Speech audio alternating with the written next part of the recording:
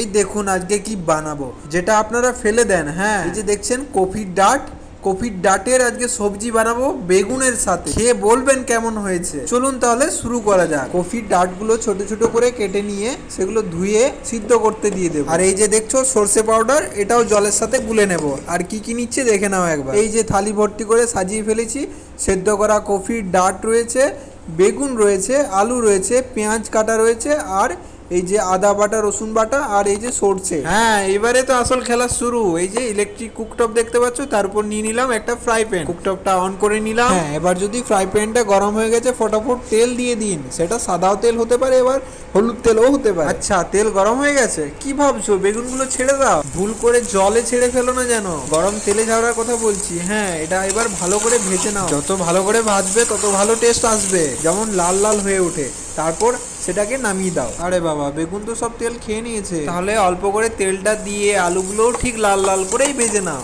ভাজা হয়ে গেলে ফটাফট নামিয়ে ফেলো। তারপরে সেই ফ্রাই প্যানের মধ্যে শুরু করে দাও খেলা। হ্যাঁ, ফোড়ন দিয়ে ফেলো। এবার কেটে রাখা পেঁয়াজগুলো দিয়ে দাও। ভাজতে থাকো যতক্ষণ না নরম হয়ে আসছে পেঁয়াজটা। হ্যাঁ, এবার দিয়ে ফেলো আদা রসুন বাটা। এবার একটু খুন্তি চালিয়ে নাও। হ্যাঁ, এবার দিয়ে দাও 2 চামচ লবণ। চামচটা খুব বড় হয়ে গেছে বলো।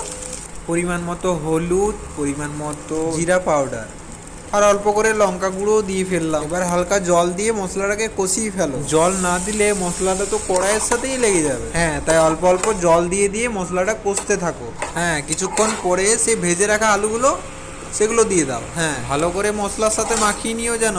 আর দেরি করো না, সেদ্ধ করা সেই ডাটাগুলোও দিয়ে ফেলো। ঠিক একই রকম ভাবে মশলার সাথে এটাকেও মাখিয়ে নাও। ভালো করে মাখানো হয়ে গেছে, এবার বেগুনগুলোও দিয়ে ফেলো।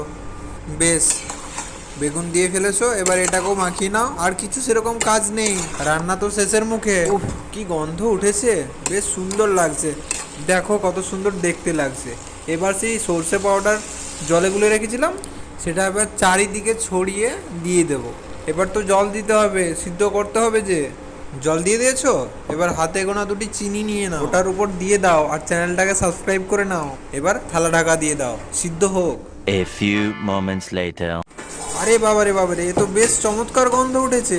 আর কি লাগছে দেখতে, দেখো একবার। বেশ, এবার 5 মিনিট ধরে ভালো করে নাড়াচাড়া করতে থাকো। আরে থামো থামো, এবার টেস্টটা করে দেখি রাঁধুনির টেস্ট কেমন হয়েছে। দেখতে হবে না? দেখো হাতে না লাগে, খুব গরম কিন্তু। আরে বাস, এ তো খুব সুন্দর লাগছে। তবে একটু লবণ লাগবে, আপনারাও একটু লবণটা টেস্ট করে নিন। কি সব সিদ্ধ হয়ে গেছে? তাহলে আর দেরি কিসের, একটু নাড়াচাড়া করে নাও আর ফটাফট নামিয়ে ফেলো। যা গন্ধ উঠেছে, খিদে পেয়ে যাবে তো। এই যে রেডি হয়ে গেছে। এবার গরম গরম রুটি আর ভাতের সাথে খেয়ে ফেলো দেখি।